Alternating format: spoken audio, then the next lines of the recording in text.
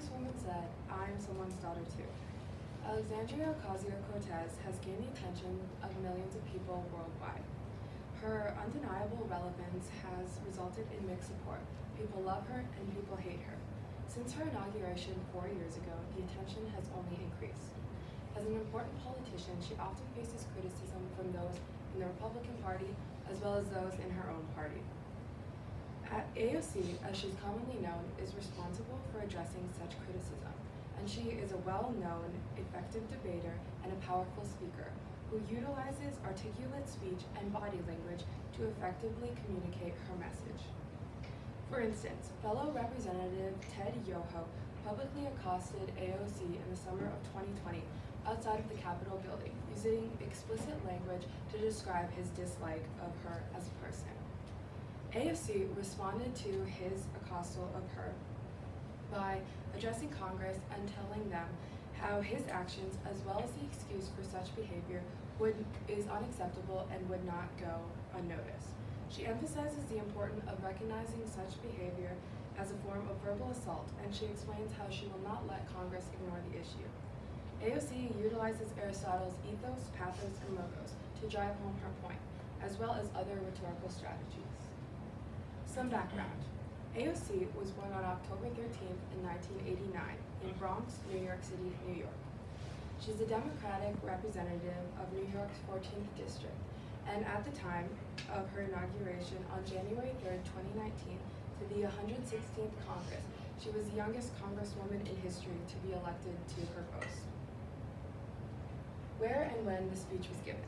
The speech was given on July 23rd, 2020, on the House floor in the Capitol building in Washington, D.C.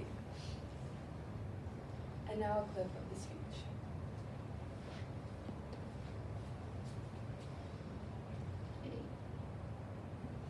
This is not new, and that is the problem. Mr. Yoho was not alone. He was walking shoulder to shoulder with Representative Roger Williams. And that's when we start to see that this issue is not about one incident. It is cultural.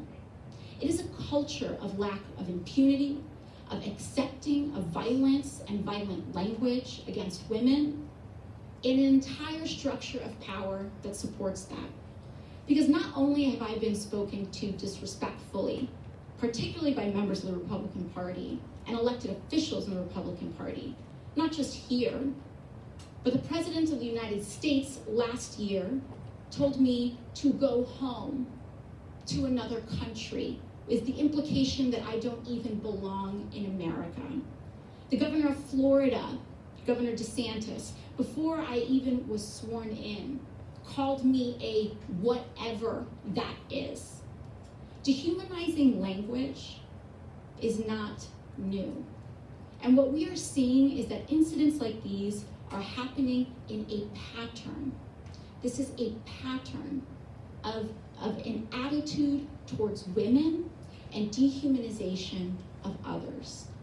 So while I was not deeply hurt or offended by little comments that are made, when I was reflecting on this, I honestly thought that I was just gonna pack it up and go home. It's just another day, right? But then yesterday, Representative Yoho decided to come to the floor of the House of Representatives and make excuses for his behavior. And that I could not let go. The purpose of this speech.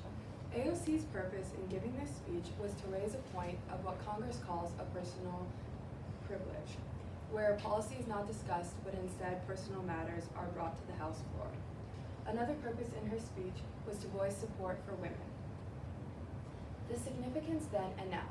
As the speech was given in 2020, we all know that 2020 was a very influential time in civil rights, and women's rights were at the forefront of that.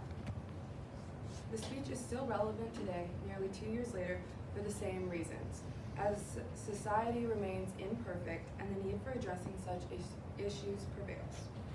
Additionally, AOC is a top politician, and what she says and does is influential in the political climate of the United States. Why this speech will endure. AOC is a historical politician, as I previously said, being the youngest congresswoman elected to her post at age 29. Generations of Americans after today rely on policy and precedent set today. Women's rights, the foundation of AOC's speech, are continually a relevant issue, as I have previously discussed, and that this issue will benefit from the learnings of her words. The use of ethos, pathos, and logos in her speech. AOC uses all three methods of persuasion. Using ethos, she gains credibility by addressing different types of people in her audience. She also establishes her position as a congresswoman, and this position of relative power lends her integrity and respect from the audience. AOC then connects with that audience in a powerful way using pathos. She recounts her own experiences as a woman growing up in New York City and as a politician now on Capitol Hill, facing verbal assault. She connects with those by relaying her own experiences because people in her audience may have faced similar situations or know someone who has. As common with her speeches, AOC uses logos to reason.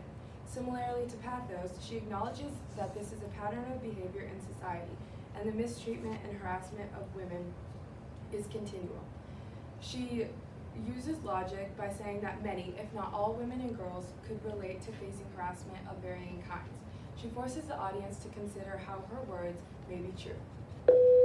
Rhetorical devices used. As a well-known effective speaker, AOC wields a variety of rhetorical strategies in her speeches. She effectively listened to Representative Yoho's speech on the House floor in the days prior. She notes how his speech was not necessarily an apology, but was instead an excuse for his own actions. By using effective listening to her advantage, she is also able to use hyperphora when she rhetorically asks if it was just another day and if she should excuse her behavior. She then immediately answers this question by saying that she will not let this behavior go unnoticed. A summary of the speech. AOC is a gifted public speaker. She utilizes a variety of rhetorical skills throughout her speech to Congress and attempts to persuade the audience using ethos, pathos, and logos. She establishes how the actions and behavior of Representative Yoho, as well as his excuse, is unacceptable behavior. She stresses the importance of recognizing such behavior as inappropriate and a form of verbal assault. She then effectively advocates for herself and her best interests, as well as others who face similar harassment. Thank you for listening to my speech.